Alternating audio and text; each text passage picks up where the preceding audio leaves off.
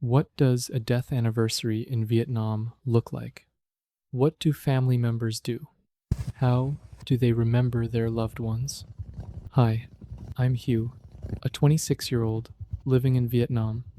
Today marks my grandfather's death anniversary. My grandfather passed away 11 years ago, but every year, on this exact day, my whole family comes back here to remember him. My family is Catholic, so a death anniversary here doesn't just mean cooking a big meal at home. It starts much earlier than that. At 5 a.m., before the sun is even up, we go to church. For Catholic families in Vietnam, this is the first and most important part of the day. The family attends a mass dedicated to praying for the soul of the person who passed away. Inside, the priest reads out the name of my grandfather, along with other family members being remembered that week. It's a quiet, solemn moment, very different from the loud, colorful rituals you might see in other death anniversary traditions in Vietnam. There's no incense burning inside the church, no elaborate food offerings on an altar, just prayer, silence, and a shared belief that this is how we help the soul of someone we loved find peace. For many Catholic families, like mine, going to church on this day matters just as much as, sometimes even more than, the meal that comes later. Right next to the church is what we call Holy Land, the cemetery where members of the parish are buried. The path leading there runs alongside rice fields on both sides. The air out here is fresh and quiet, nothing like the noise of the city. Along the way, there's a new road currently being built, a sign that even this small, quiet corner of the countryside is slowly changing. Early in the morning, mist still hangs low over the rice fields, and the only sounds are birds and the wind moving through the grass. It's the kind of quiet you rarely find in a big city, the kind that makes a walk like this feel almost peaceful, even though we're on our way to visit a grave. In Vietnam, Catholic cemeteries are almost always built beside the church. It makes sense. The church is the center of a Catholic community, and death is not separated from that community. Even after passing away, people are still laid to rest close to where they used to pray every Sunday. My grandfather's grave is here, just a short walk from where we just prayed inside. This is where we light incense. Even though we're Catholic, many families here still keep this small tradition, lighting incense at the grave as a way to show respect, a blending of Catholic faith and older Vietnamese customs that has existed here for generations. I also leave a few incense sticks by the graves next to my grandfather's, so that whoever is resting there doesn't feel alone either. After lighting incense at his grave, I clear away the weeds growing in front of it, almost like cleaning his house. Some graves nearby are decorated more elaborately, with small crosses, painted tiles, or family names carved carefully into stone. Walking through here, you can see generations of a whole community, side by side, all resting in the same quiet field next to their church. After visiting the grave, we head toward my grandmother's house. Along the way, there's a small hammock cafe, nothing like the cafes you'd find in the city. It doubles as a tiny grocery store, selling basic things like spices and daily essentials, though not nearly as much as a real supermarket. Out here, far from any real market, small shops like this are what people rely on. From here, the road gets rougher. This used to be nothing but a dirt path. During rainy season, it turned to mud, completely unusable.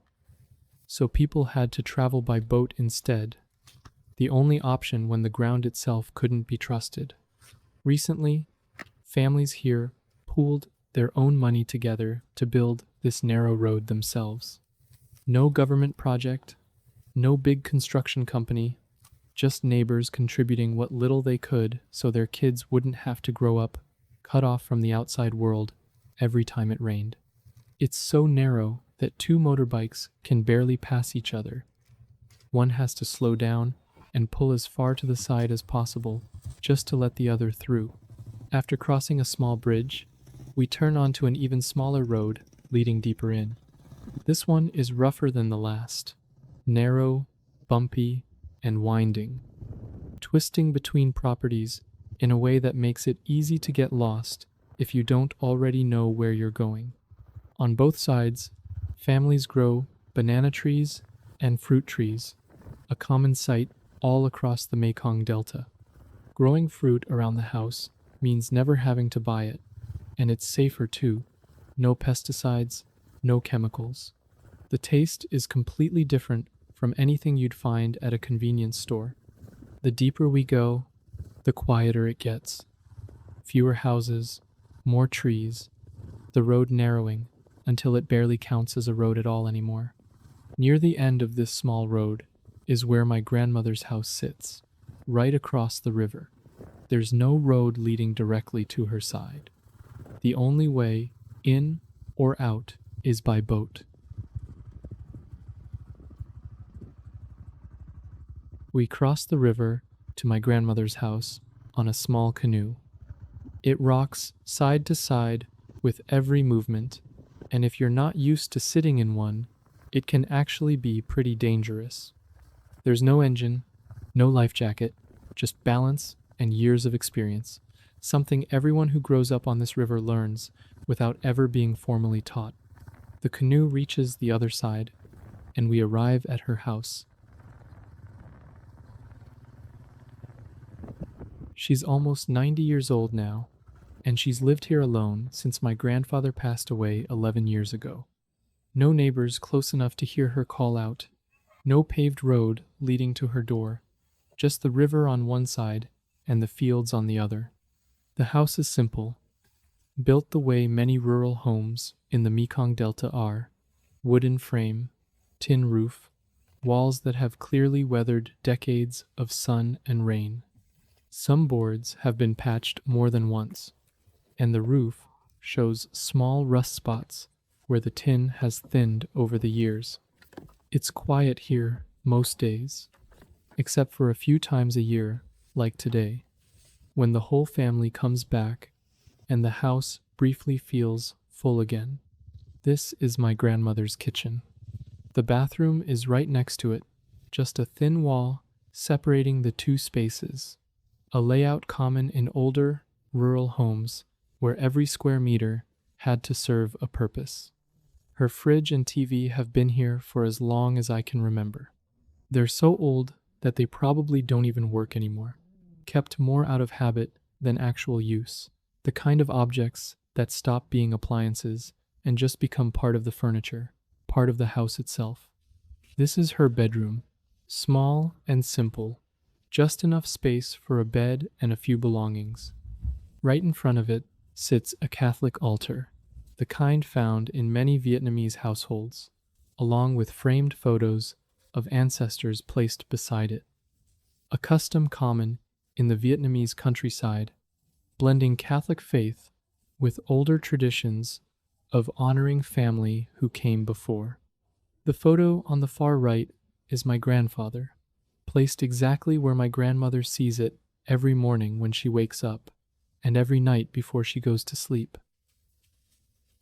By midday, the family gathers in the kitchen to prepare the memorial meal. My aunts take charge of the cooking, each one with her own task: washing vegetables, tending the fire, seasoning the dishes, everyone knowing exactly what to do. Today's two main dishes are chicken curry and bitter melon stuffed with meat, my grandfather's two favorite dishes when he was alive. Every year, on his death anniversary, my aunts cook these same two dishes, simply as their way of remembering him. Here in the rural Mekong Delta, cooking is still often done over a wood fire, or sometimes even simpler, just 3 bricks stacked as a stand with a pot placed on top. No gas stove needed, Just a few dry branches picked up around the garden are enough to cook a full meal for the whole family. It's almost a shared tradition across the whole region, not only because it saves on fuel costs, but because cooking over wood fire gives the food a very distinct flavor, something you simply can't find anywhere else. Many people from here, who now work far away, still miss this exact taste. The smell of wood smoke soaked into every dish, something no gas stove or electric burner could ever recreate. As for me, I grew up with that same smell of wood smoke, part of my childhood memories tied to family meals shared together. Everyone gathered in front of the altar, lighting incense before my grandfather's photo, sharing a quiet moment of remembrance together. Right at that moment, heavy rain began pouring down outside, the sound of it hitting the tin roof blending into the stillness of the small room, as if the sky itself had gone quiet along with my family. No one said much, just the steady sound of rain on the tin roof, the thin trail of incense smoke rising quietly, and everyone's eyes turned toward his photo. This wasn't quite a ritual offering like in traditional Vietnamese ancestor worship, more of a quiet moment of remembrance, mixed with the Catholic prayer we had already said that morning at church. After the prayer, everyone began setting the food out on the table to eat together. A small hot pot sat in the middle, surrounded by plates of fresh greens, rice noodles, and a few small bowls of dipping sauce. A simple but full meal laid out right under a makeshift tarp in the yard. My grandmother sat with everyone, her hair almost entirely white with age. Even at nearly 90, she still moves around on her own, still reaches for food herself, and still talks with her children and grandchildren, as if age was never really a barrier. This is the moment I treasured most that day. Not the ritual, not the offering, just the whole family sitting together, sharing one meal, surrounded by ordinary conversation and laughter. Behind the house is the garden my grandmother still tends, even at her age. Tall coconut trees rise above everything else, fronds swaying whenever wind drifts in from the river. Closer to the ground, sweet potato vines spread across the dirt, easy to mistake for wild grass. Nearby stand a papaya tree and a star apple tree, both heavy with fruit that's never once been sprayed with anything, left to ripen on its own time. She told me she keeps working the land because it gives her something to do every day. Living alone out here, staying busy, is its own kind of company. Maybe for her, every morning spent watering plants and picking a few ripe fruits is its own quiet conversation with the land she's spent her whole life tied to. Next to the garden sits a large clay jar, chipped from years of use, collecting rainwater for everyday life. Out here, there's no clean tap water like in the city, so rainwater has always been part of daily life, for washing, for cooking, sometimes even for drinking after it's been boiled. A little further is the pig pen, and right beside it, the duck pen. Their sounds and smells blending into one another the way they always have on a small rural farm. A litter of piglets huddle together in one corner, while the ducks nearby waddle back and forth, paying no attention to the stranger watching them. Walking past all of it, the land opens into wide rice fields stretching out as far as the eye can see. Rows of banana and coconut trees line the edges of the paddies, forming a green border between sky and water.